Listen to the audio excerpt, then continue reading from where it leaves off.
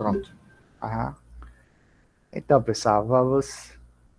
Então, para essa. Ver se você está vendo a tela inteira, tá certo? Qualquer coisa vocês falam aí. Então, nós temos aí, na verdade, aqui é a videoaula número 3, tudo bem? Mas, então, vamos ver aqui o século XVI, XVII, né? Vamos dar uma ênfase, né, a partir da dinastia dos Tudors, né, que são o rei Henrique VII, oitavo, a rainha Elizabeth e chegando aí nos Stuarts, tá bom? Mas o fio que vai conduzir essas duas dinastias é o protestantismo, tá certo? A gente começa até que The Rise of Protestantism e a reforma, né, como a reforma chegou até a Inglaterra, a influência da reforma que varreu a Europa, né, chegou até a Inglaterra. Então, todo esse contexto religioso ele vai estar aparecendo à medida que a gente vai estar aqui, né, apresentando, né, a sequência. Então, como você viu aí, a família real inglesa, ela basicamente ela é dividida por grupos, né, de famílias, né, desde os normandos, né, até chegar essas duas grandes famílias aí, você viu aí, né, que as famílias elas tinham, né, esse poder, né, isso dependia também da, das terras que elas possuíam, né, então nós temos aí algumas famílias de destaque, né, a casa de Lancaster, né, a casa de York, e aí depois dos Tudors, os Stuarts, os Hanoverians, e aí sucessivamente, né? É muito importante a gente, como a gente viu aqui no vídeo e pelo que os Tudors, eles na verdade a união dessas duas famílias aqui, né? Como a gente viu aqui no contexto. A gente vai ver isso mais como é que a família, né, os Tudors se tornaram os Tudors, né, a partir da união dessas duas famílias, né, conhecido pelas as rosas, né? Então, você vê aí, né, esse exemplozinho aí que ilustra, né, as casas, beleza? Mas a guerra que novamente nós iniciamos, né, uma das grandes guerras que fez, né, surgir, né, essa nova família, né, que se consolidou como, né, os Tudors, é a Batalha de Bosworth, né? Então essa batalha, esse ano essa data ela é muito importante aí, para a gente entender, né, como é que se dá, né, essa nova família, tá bom? Então, a Batalha de Bosworth, ela é uma das mais significantes na história da Inglaterra. Por quê? Porque o desfecho, né, vai dar forma, né, às monarquias que vão se seguir, né, e conduzir o próprio país como um todo. Então, essa batalha ela é muito importante, né, chamada de The Battle of Bosworth Field, né? Então, essa é a batalha, uma chamada batalha que dá fim, né, àquilo que foi conhecido, né, como a Guerra das Rosas, the Wars of the Roses. É como você viu aí no vídeo, né, duas características dessas duas famílias reais da Inglaterra que se consolidaram e lutavam pela coroa é a característica da rosa, rosa branca, rosa vermelha, né, como você viu aí. Então, essa é uma batalha. Em 1455, né, uma guerra chamada The Wars of the Rose, a Guerra das Rosas, surge entre duas grandes famílias, né, da Inglaterra que reivindicavam o trono, né, a Casa de York, né, como você viu, e a Casa de Lancaster. Né. Essas duas casas elas tiveram os seus descendentes, né, e o Eduardo III é um desses reis que vai exigir, né, ou reivindicar o direito, né, legal, né, de rei, né. Então essa, como a gente viu, ela foi nomeada e batizada pelos símbolos que elas tinham. Deixa eu ver se a gente vê aqui os símbolos, olha aí. Esse é o símbolo de House of York, né, represented by a white rose. Então ela está aí a representação da casa de York, né, do norte, e The House of Lancaster, represented by a red rose, né, a casa de Lancaster, né, representado aí pela rosa vermelha. O que é legal é que quando o Henrique VI, que depois se torna Henrique VII, ele consegue vencer e unir as duas famílias, vai ter um símbolo, né, que é a junção dessas duas rosas aí. Né? Então, é muito importante aí que você entender que esse tempo de guerra ele durou aproximadamente entre 25 a 30 anos, né? Que foi nessas duas casas. Deixa eu ver se a gente vê aqui no mapazinho aqui, beleza? Pronto. Então, essa guerra ela foi feita de várias batalhas, como a Guerra dos 100 Anos também, e os dois lados tiveram vitórias, né? E é claro que isso tinha a ver com os aliados que eles constituíam, né? Mas depois de uma rebelião contra a coroa, né? Com o rei Henrique Tudor, de 14 anos, a França e seu tio Jasper Tudor, e que a data está aí, foram para o exílio, né? E Henry passou parte dos seus anos aí, né?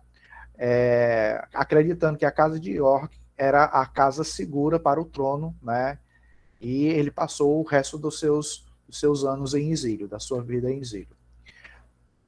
E um pouquinho para você conhecer, né, o Henrique, como foi que esse Henrique se tornou depois o Henrique VII, né? Henrique Tudor nasceu em janeiro de 1457, em Wales, né, país de Gales, e ele era filho de Edmund Tudor e Lady Margaret Beaufort, e descendente do Eduardo III. O pai de Henrique morreu antes que eles nascessem, que eles nascessem, e ele foi se colocado como, né, pelo o Jasper Tudor como protetor da nação. Ele ficou na tutoria, né, sendo, né, guardado por esse rei. Durante a sua vida, Henrique foi descrito como bravo, né, e também uma pessoa de temperamento tranquilo e suspicious, né, e também considerado como uma pessoa atenta, né. Em 1483, Eduardo IV, de repente, veio a óbito, deixando seu filho mais novo, né, sobre a proteção do seu irmão, o Ricardo, Duque de Gloucester. É o personagem. Meses depois, né, antes dele ter sido coroado rei Henrique V, né, seu irmão mais novo foi declarado ilegítimo e posteriormente desapareceu. Né? Tem a história lá que eles foram levados para o coroamento e lá desapareceram. Henrique, então, foi coroado rei como Henrique III. Aí ele foi impopular, né, e se espalhou que ele ordenou o assassinato dos seus sobrinhos, né, para se tornar e consolidar, né, a coroa. Mais alguma informação sobre Ricardo III? Então, ele nasceu em 1452, né, era o filho mais jovem de Richard e Duque de York, Cecil Neville.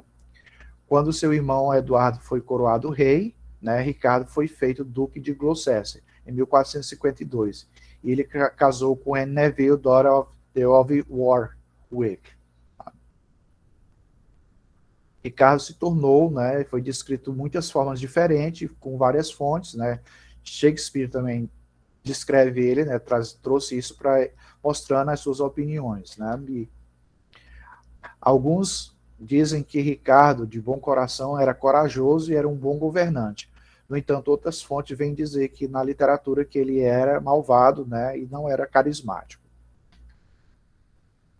Margaret tem um papel muito importante aí, tá bom, na coroação. Ela é a mãe de Henry Tudor's mother, era ativa, né, e planejou, né, toda a estratégia para ele se tornar rei. Ela acreditava que era o plano de Deus que Henrique viesse ao trono da Inglaterra. Então, por trás aí. Agora, o que é que acontece? Em 1485, Henrique Tudor, que é o Henrique VII aí, ele tipo assim, chega na parte sul do país de Gales e com algumas tropas francesas ele tenta destronar o rei, né, o rei Henrique III. E eles marcham em guerra, recrutando, né, aí, e se tornando, né, tem a ajuda aí das grandes famílias, né, e finalmente Ricardo III, né, eles se encontram aí, como você vê, e eles dá-se a batalha, né, chamada Batalha de Bosworth, né. E aqui tem mais detalhes, né, sobre o local da batalha, né, a quantidade de pessoas do exército, né,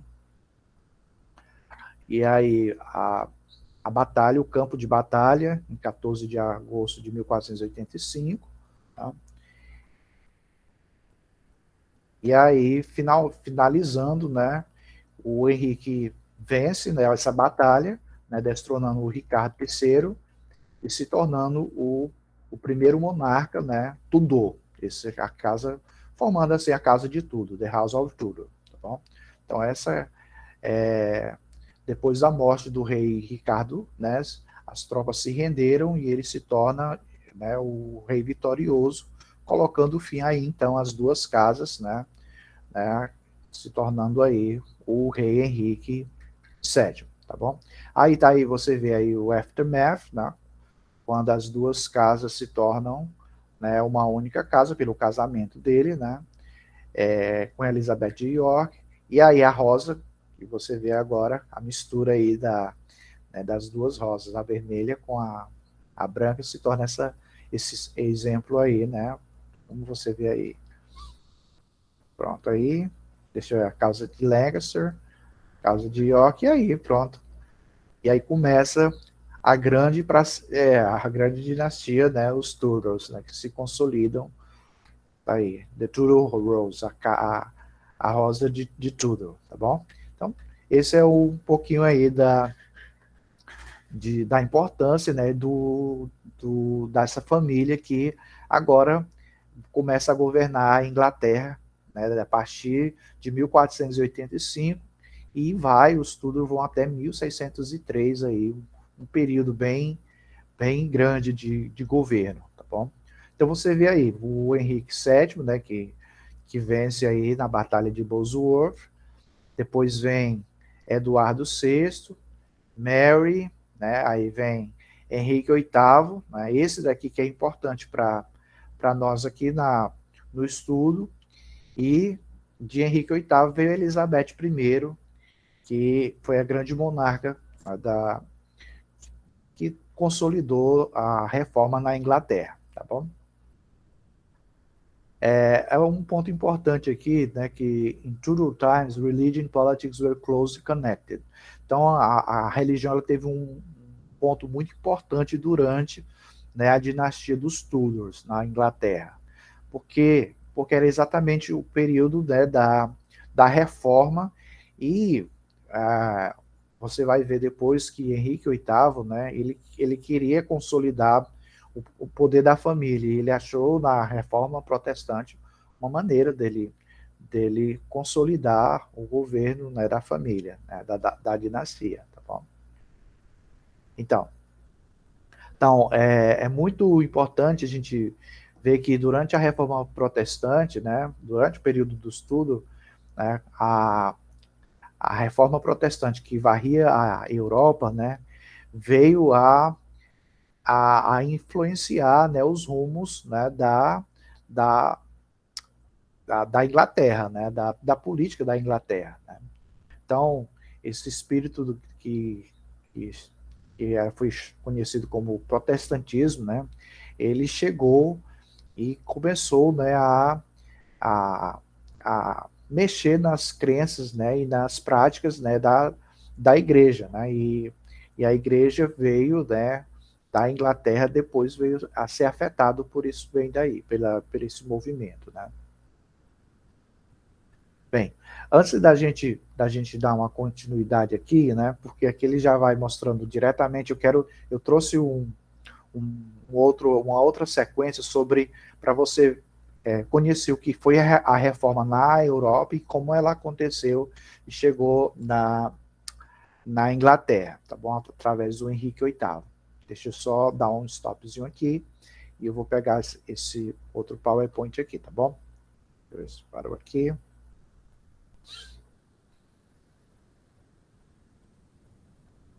Aqui. Pronto.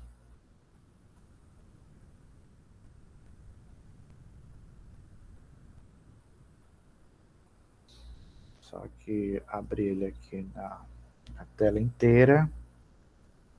Beleza. Pronto. Pronto. Só acho ele aqui agora.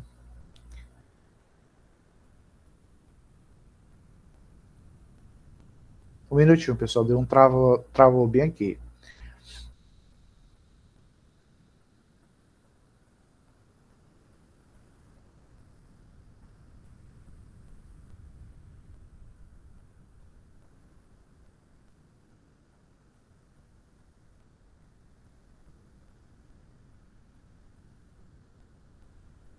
Deixa eu iniciar a apresentação.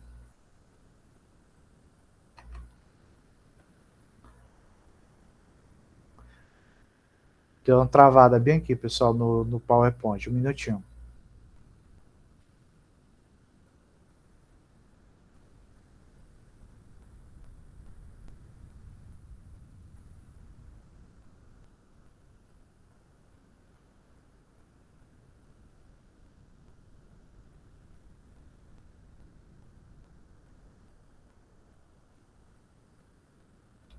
Meu Deus.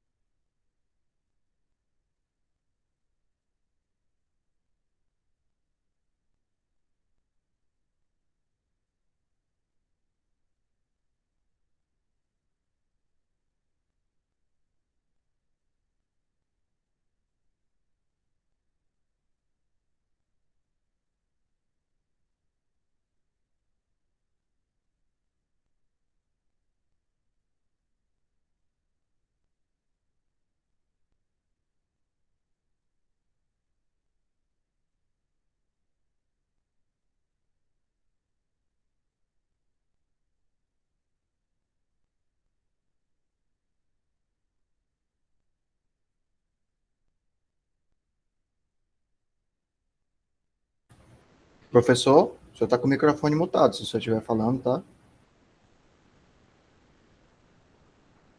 Tô.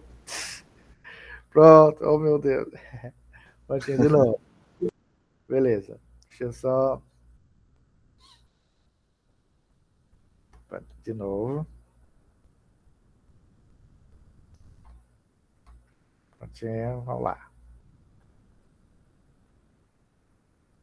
Pronto. Então, então o que, que era a reforma? Então, a reforma, ela nada mais era do que essa ideia, né, que começou a varrer a Europa, né, porque agora mais pessoas podiam ler e escrever. Não era mais privilégio apenas dos padres e dos monges, né, ou das famílias ricas, né? Então as ideias elas começaram a se espalhar. Grande parte dessas ideias elas foram possíveis devido à imprensa, à criação da imprensa, né? E um dos livros que foi primeiro, né, que chegou a ser impresso, segundo, né, se narra, se conta, foi a própria Bíblia. Então, isso daí favoreceu, né, as ideias, né, da reforma. Então, nesse período, né, a igreja, né, ela começou, né, a imprimir na sociedade os princípios, né, as regras que ela acreditava que eram as regras para se viver, né? Mas as pessoas elas começaram a perceber que essas ideias da igreja, elas poderiam, as pessoas pensavam também diferente, né?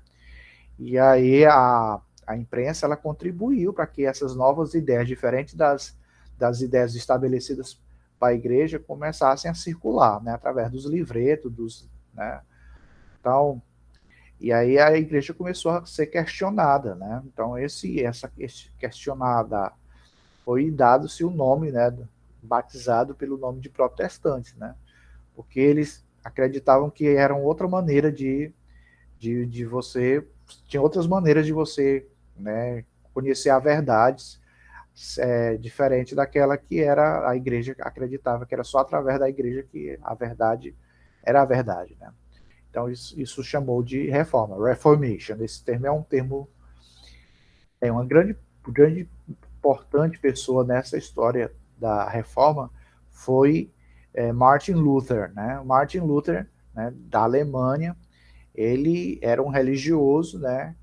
E ele teve a sua grande importância, porque através dos estudos, né, estudos na universidade, né, ele começou a perceber, né, os grandes equívocos, né, da Igreja Católica Romana.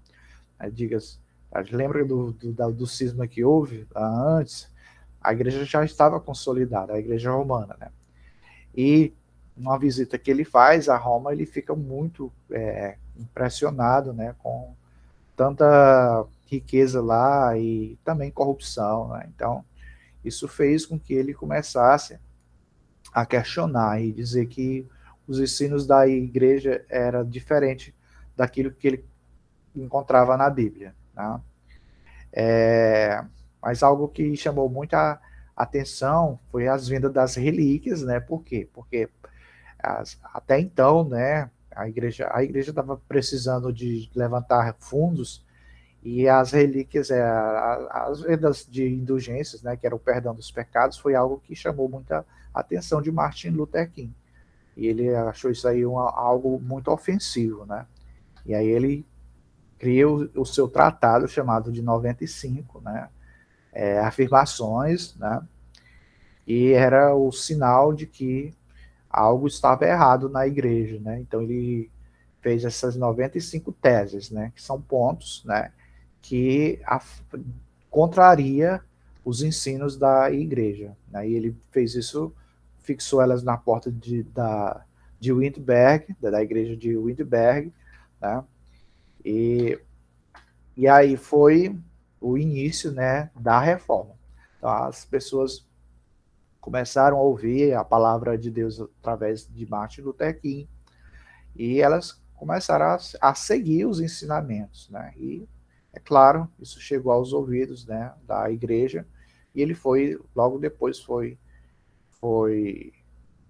convocado, né, a se retratar. Ele não se retratou dizendo que a consciência dele era livre, né? E é importante a gente entender que a, a excomunhão, né? Excomungar era algo muito na época, né?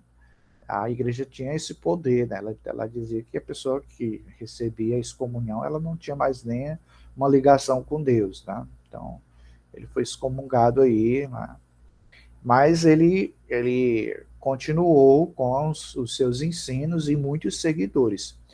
Como também ele teve a adesão de muitos nobres, né? Porque eles queriam se livrar do poder da igreja, esse movimento se expandiu, né, por toda a Europa, né, e a Europa ficou dividida aí entre, né, depois que, né, as pessoas começaram, os nobres, as famílias começaram a seguir, há algumas cidades que o rei ou o príncipe, ele seguia os ensinos de Martinho Lutero, elas foram consideradas protestantes, e aquelas que não seguiam, continuavam católicas, eram as cidades católicas. Então, isso rachou a Europa, né, e se tornou, né, o epicentro aí da reforma. Então, Martinho é esse grande reformador, né, que trouxe a reforma protestante, né, para todo o mundo, né, na verdade, para a Inglaterra. Eu estava lembrado que no dia que a gente estava na última aula, que era véspera de Halloween, dia 31 de outubro é a data da reforma, viu, pessoal?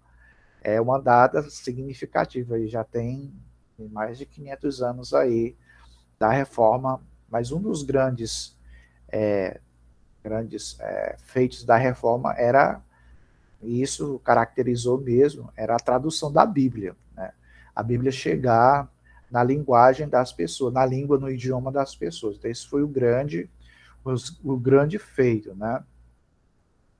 Aqui tem algumas informações sobre os principais pilares da reforma, né, que são the five solas, os 5, né, princípios, né, que sustentam a reforma, né, que Martinho Lutero criou, né.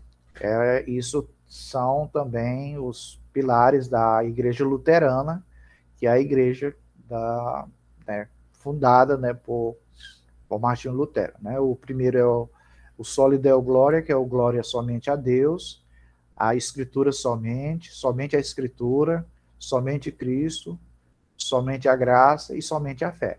Então, esses 5 solas, eles são importantes, né? Porque eles diferenciam, né, dos ensinos da igreja católica, né? Que é mediado por várias outras coisas. Além da fé, tem outros elementos, né? Ditos importantes, né, para a salvação. Para Martinho Lutero era somente isso daí, tá bom? E The Tudors, né?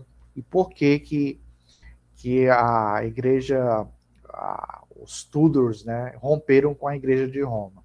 Isso é muito importante, né, para a gente, né, o que a gente entende, né, dessa reforma, né, na Inglaterra, tá bom? Então, olha aqui como é que, aqui há algum contexto sobre a reforma, como é que ela se caracteriza na Inglaterra, como é que ela chega na Inglaterra, tá bom? Então, é muito importante que depois de Henrique VII, né, o Henrique VIII, ele vai ser o rei, né, que ele é considerado defensor da fé, porque ele contribuiu, né, para que muitos hereges, né, que seguiam a fé de Lutero fossem queimados, né, vivos. Ele mandou muitos para a fogueira. Ele recebeu o título de defensor da fé, né? E ele mesmo escreveu um panfleto defendendo a Igreja Católica, né? Desse movimento que se expandia. Isso aqui você vê aqui a imagenzinha da moedazinha, né? Defensor da fé. Bom, então ele era católico devoto, né? E sua esposa, Catherine de Aragon também, né? Então eles, muito importante que a gente entenda que o Henrique foi, depois tem um outro material que eu trouxe, ele foi o rei que teve várias mulheres, casou com várias mulheres e muitas delas ele matou mesmo, mandou assassinar, né? Então não havia dúvida de que na Inglaterra a Igreja Católica tinha um grande aliado. Quem era ele? O Henrique VIII, tá bom? Ele é que vai ser o grande aliado de Roma, né? Mas isso daí não dura muito tempo, né? Esse defensor da fé de Roma, vai ter um tempo bem curto, né? Aqui novamente, né? Novamente uma retomada, né? Sobre a reforma na Inglaterra, né? E aí ele se torna o rei da Inglaterra, que é o porque que ele teve problema com Roma, né? Muito importante, né? Então o Henrique oitavo, ele se casa com Catherine of Aragon, né? A viúva de seu irmão, e se torna um defensor da fé. Agora, ele se apaixona depois por Ana Bolena, tá certo? Que é a segunda esposa dele, né? E isso tem a ver também porque Catherine of Aragon não podia dar filhos para ele, então ele queria ter um sucessor, né? Eu acho que a luta dele é essa daí. E aí o Papa depois, né? Ele, ele recusa, né? Ele quer se divorciar, né? E ele pede o anulamento do casamento, né? E o Papa recusa a anular o casamento dele. Então esse daí é o grande pivô, né? Eu acho que a gente já até falou nisso bem daí. Então, e é questão também, né, política também, né? Porque Catarina era católica, né, né, aí envolvia também as políticas dos países aí, né, da meu Deus, da Espanha, né?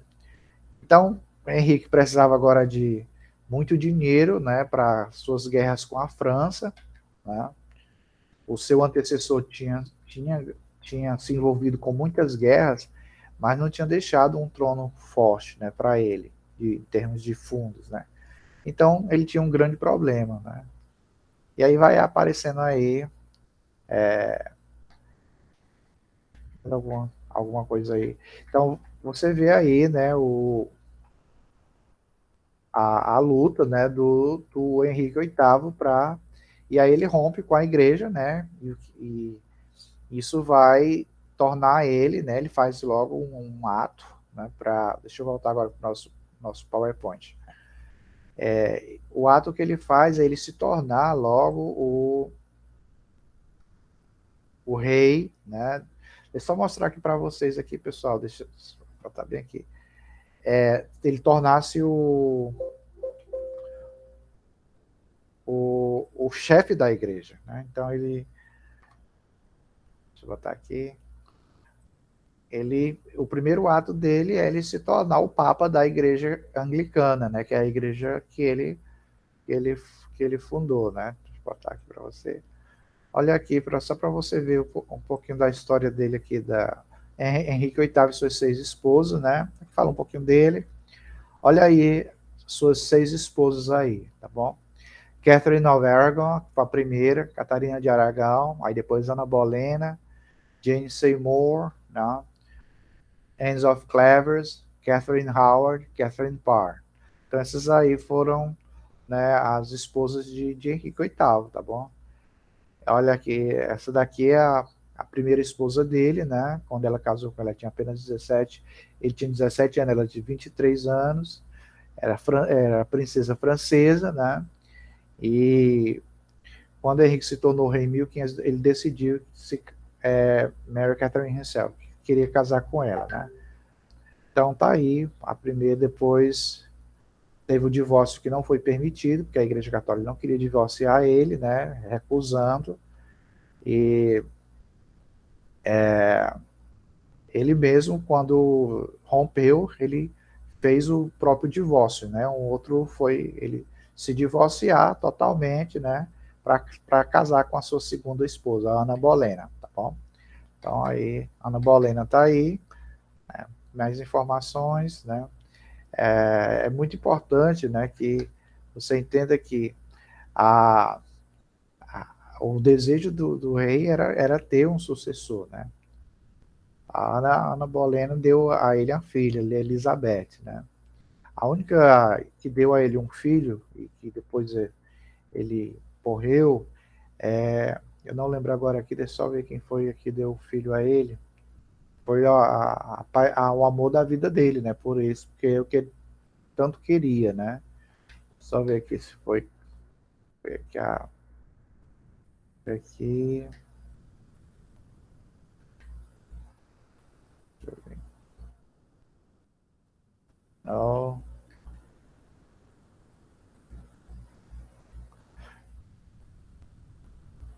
Pronto.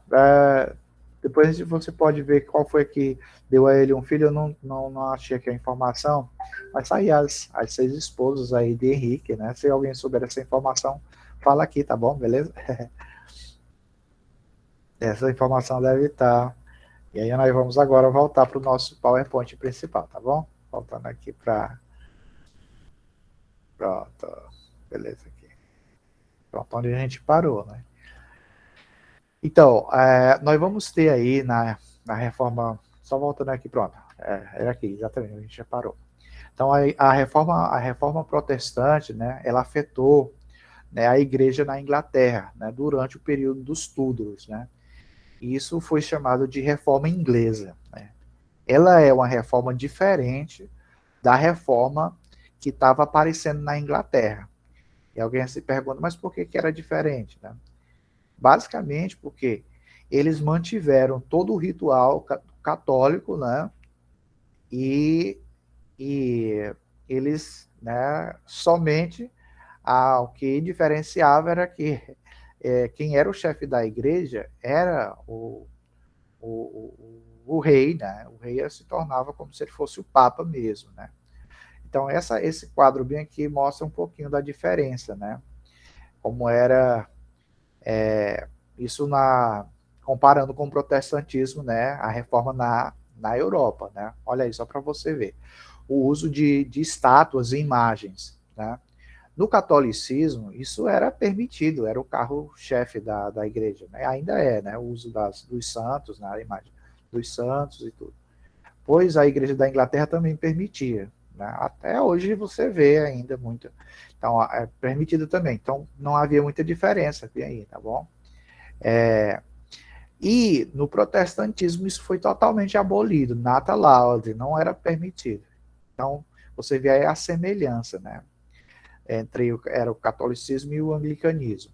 Mas o protestantismo da Europa não permitia. Isso foi a causa depois da Guerra Civil Inglesa, né? Porque mais na frente vai haver uma luta para tornar a Igreja da Inglaterra igual ao protestantismo da Europa, viu?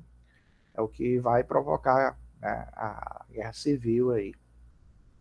O Papa visto como chefe da Igreja, the Pope seen as head of the Church. Então, o Papa era chefe da Igreja, na Igreja Católica, sim.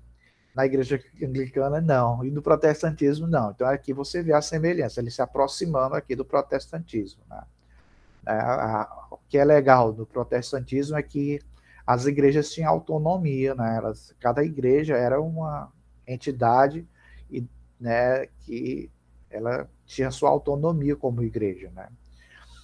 Clergy, né? E como era né, o formato, né, da liderança religiosa, né? No catolicismo tinha aquela hierarquia, o Papa, the Pope, né? Depois os cardeais, os arcebispos, os bispos, os padres, depois os diáconos, né, os monges, mulheres que poderiam ser freiras. As mulheres têm essa possibilidade de atuar na igreja, né, quando elas se tornam freiras, né? Então, tá aí essa estrutura. E no anglicanismo muito parecido com o catolicismo, né? O arcebispo de Canterbury, né, ele é o primaz, né, Aí depois vem os arcebispos os arcebispos e bispos e o pessoal, né, the clergymen, são as pessoas comuns, né? E no protestantismo, cada igreja era independente. E quem era o chefe da igreja? O pastor, os anciões, né, os diáconos, esses eram os chefes da igreja, né? Aqui, não fala, mas no início mesmo, o arcebispo, né, ele é o primaz, mas o chefe é o rei, né? O rei, ele se torna o chefe. Teve um ato que ele fez caracterizando isso. Divórcio, como era encarado? Isso na Igreja Católica não era permitido o divórcio, né? Era algo que não era permitido, né? No anglicanismo, ele era permitido, em caso de adultério, o abandono, né? E no caso específico de Henrique VIII, né, foi porque ele queria ter um filho, né? E era isso. Protestantismo permite em caso de adultério também e abandono, né? Então, bem próximo aí. Uma das coisas também que era característico da reforma, né, que é diferente, né, era a questão da confissão, né? Confessing sins, confessar os pecados, né? Então, na Igreja Católica, isso era através confessava a Deus através dos padres. Então, a confissão auricular era algo muito característico e ainda muito perdurou por muito tempo. Ainda hoje, né, as pessoas fazem isso, elas vão até o padre e se confessam, né? E Deus, ele absolve a pessoa, ele tem a autoridade de absolver, né, e dizer que os seus pecados foram perdoados mediante a confissão.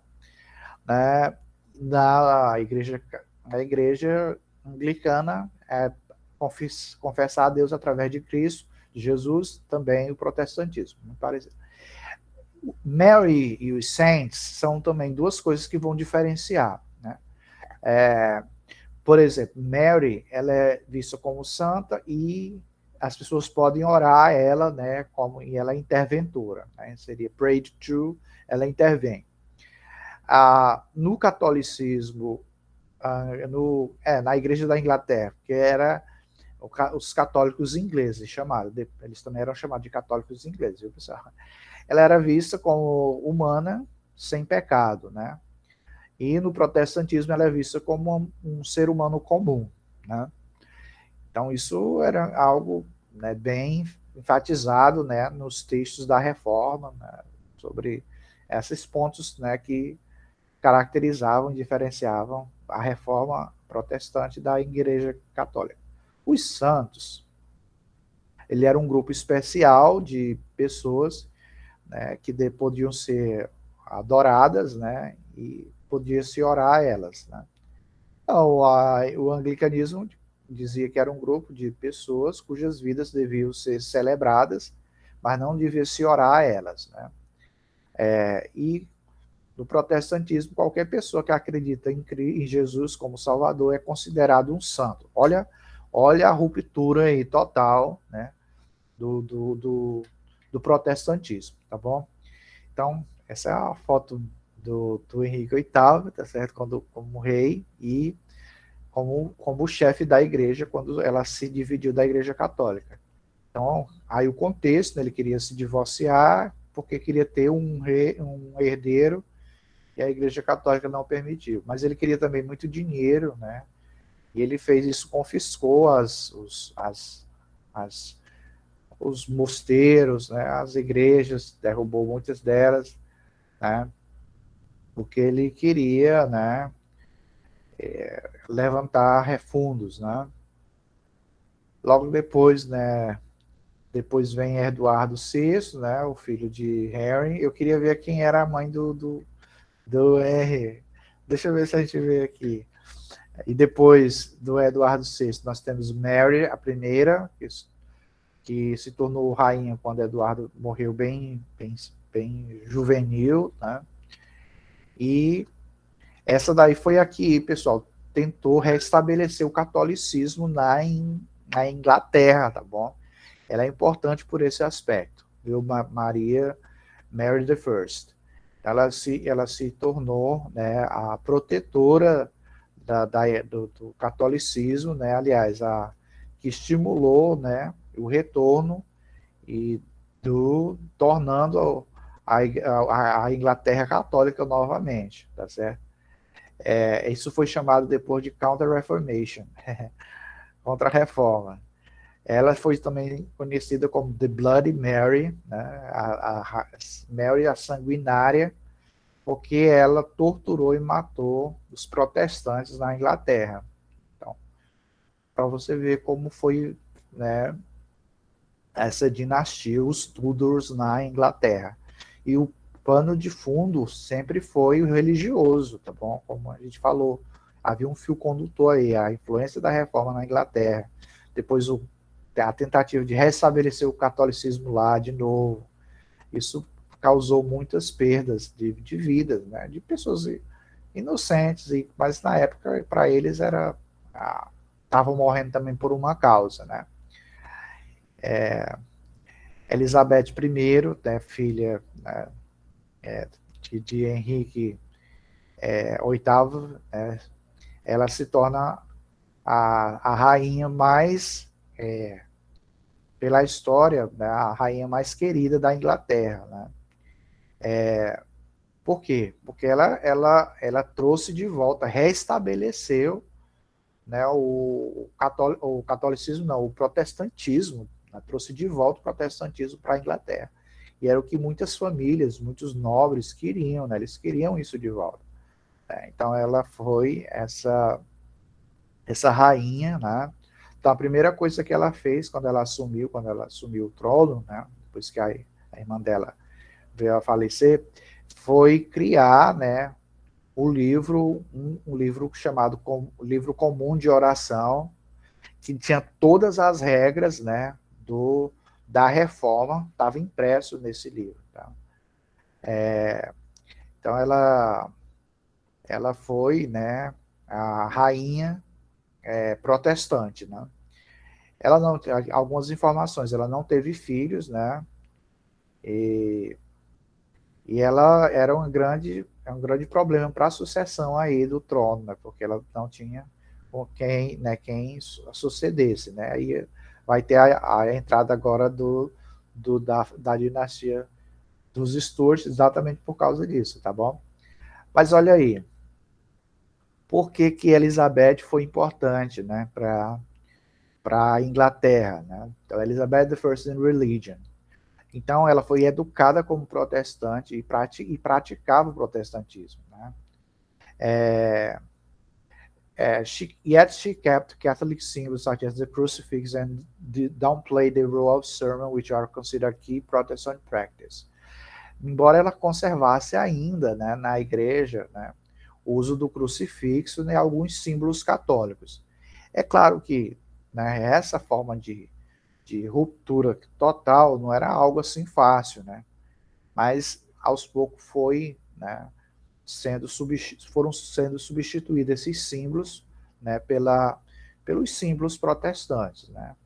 Inclusive um grupo de, de cristãos dentro da igreja anglicana, eles eram os inconformados, eles lutaram para que a igreja se reformasse e adotasse todo o ritual de Martinho Lutero, o que não aconteceu. Então eles vão ser depois conhecidos como os puritanos. Então os puritanos, ele é esse grupo que sai da igreja anglicana, da igreja da Rainha Elizabeth, né, para poder praticar um culto mais livre da influência protestante, que ainda estava muito forte dentro. Veja, mesmo com o restabelecimento do protestantismo, mas ainda havia muita semelhança, né, na estrutura da igreja, do sistema religioso católico, né, ou protestante na Inglaterra, tá bom? Olha como é que acontece, né, essa mudança, né, no aparato religioso com Henrique VIII, Eduardo VI, que é seu sucessor, Mary, que restabeleceu, e depois com Elizabeth, né? E aí nós vamos ver como é que eram os textos religiosos, né? Então, né, com Henrique VIII, né, a gente teve a aprovação da Bíblia em inglês, né, que era a versão em inglês, né? Depois teve um ato também da religião verdadeira, onde a leitura da Bíblia era restrita a alguns grupos de nobres, né, e mercadores, né? Então, dois aspectos, né? Quanto à lei, né, ele reforçou, né, o ato dos 6 artigos, né, algumas crenças e tradições católicas. Por isso que alguns dizem que a ruptura, a reforma feita por Henrique, ela foi mais política do que religiosa, porque ele preservou os rituais católicos e crenças ainda no seu reinado, né? Com Eduardo, né? Com Eduardo, olha como aconteceu, né? Com Eduardo houve, né, esse Putting Away of Books and Image Act, né? Eles foram as imagens, né, e os livros foram retirados, né? Foram removidos das paróquias, né? E deixaram apenas a Bíblia em inglês, né? Os praticantes, né, também eram encorajados a ler a Bíblia, né? E pela primeira vez o livro de oração foi introduzido, né, foi apresentado. Esse livro de oração é o livro que continha todas as orações para cada dia, para cada reunião, né? E também foi feito também legalmente, foi constituído, né, o 42 Articles, né, o artigo de 42, né, 42 artigos que tornava a Igreja da Inglaterra protestante, né, ao invés de ser considerada católica por natureza, né, ou seja, ela já estava se desvinculando.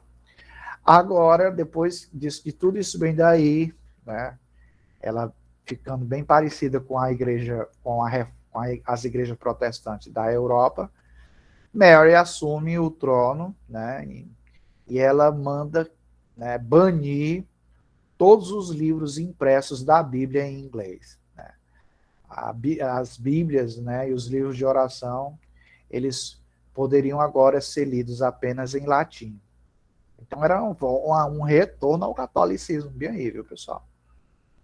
E também ela fez com que os atos, né, tornados de Eduardo VI fossem considerados ilegais, né? Então aí voltando, né, aos princípios da fé católica na Inglaterra, né? Bem, já sabe que ela mandou matar muitos protestantes, mas Elizabeth retorna o protestantismo para o lugar que ele tinha que estar, né? E alguém já escreveu dizendo que para todo sempre, né, depois de Elizabeth, nunca mais o catolicismo ia até ter tentativas de reintroduzir o catolicismo, mas nunca mais. Depois de Elizabeth, a, a Inglaterra se tornaria protestante para sempre, com semelhança do protestantismo da Europa. Então, o ato né, que unia, né, tornava, né, o livro como de oração, né, em inglês, e a forma como ela veio a tornar a, a, a Inglaterra realmente protestante, né? Tem mais alguma coisa sobre a autoridade da igreja, as propriedades, é importante isso daqui, tá bom? Com Henrique VIII, né, todo era suprimido, né, as casas, os atos das casas religiosas, que dissolviam os mosteiros, né? Com, com Mary, né, voltando aqui, Mary, né, ela faz com que as igrejas voltem a se tornar parecidas com as igrejas católicas, redecorando os altares, as estátuas, né, as cruzes douradas. Tá? Agora, com Elizabeth, o ato de supremacia confirmou que nunca mais a Igreja da Inglaterra teria o retorno do protestantismo. E todo rei que assumisse, né, ele tinha que jurar a lealdade que ele era protestante, ou que ele ia defender a fé dos ingleses, a fé protestante. Né? Acabava-se a autoridade, né, do Papa na Inglaterra totalmente com Elizabeth I. Tá bom? E aí um dos grandes movimentos foi os puritanos aí, é muito importante, porque eles vão ser esse grupo que vai sair da Inglaterra e eles vão se espalhar, né, chegar inclusive na América do Norte, a fim de praticar, né, a religião, porque lá na, na Inglaterra eles estavam sendo, né, mais coisa aqui sobre a Rainha Elizabeth que eu vou passar para vocês esse material com detalhe, tá bom? E tornando-se, né, a Europa, né, a América do Norte, tornando-se também protestante, porque eles chegam lá e eles vão praticar a sua fé, né, a fé católica, tá? Ou a fé protestante, é isso? Então, a gente tem também, aí teve a Guerra Civil, que logo, né, que era por causa da luta, né, desses grupos dentro da igreja, né, a guerra civil. Mas eu acredito que nós podemos estar levando isso para o próximo encontro. Aí a gente começa aqui a partir da Guerra Civil, a Revolução Gloriosa, aí vamos chegar até ao século XVIII, né, com a Revolução Industrial, mas deixa eu ver mais alguma coisa que a gente pode estar vendo. Mas o grande expoente aí, pessoal, que não a gente... E quem, na literatura, que literatura é produzida nesse período? Bem, é muito importante você ver que vai ser o período de Shakespeare. Então, para a produção literária, né, floresceu muito com a Rainha Elizabeth. Então, um grande expoente desse período aí será William Shakespeare, com suas peças, né, todo esse seu trabalho, sua produção, floresce aí nesse período de rainha, dos Tudors, né, da Rainha Elizabeth. Então, a gente reprograma para, no próximo, a gente trabalhar, ver, a partir da guerra, deixa eu só ver aqui, a guerra civil, né, e depois a revolução, indo até chegando ao século XVIII, século XIX. Beleza? Pois é isso. A gente conclui por aqui, né? Caso você queira fazer alguma colocação, algo que lhe chamou a atenção, você pode aproveitar e fazer alguma pergunta. Beleza? Deixo aqui para esse momento também para você. Obrigado aí para quem está até aqui, a Paloma, deixa eu ver, Ideias, Andressa, Júlia, ficou aqui até um pouquinho aqui com a gente. Tati, alguém que está aqui na conta de o Carmo Mimura, quem mais aqui está aqui? Júlia. Beleza, pessoal. Deixa eu abrir minha câmera também, né? Aqui. Olha. Então é isso, pessoal. Que legal. Eu acredito que a gente não chegou nem nos Stuarts, né? Que é logo depois, né? Mas você pode ir pegando o material e dando a leitura, tá bom? E é isso.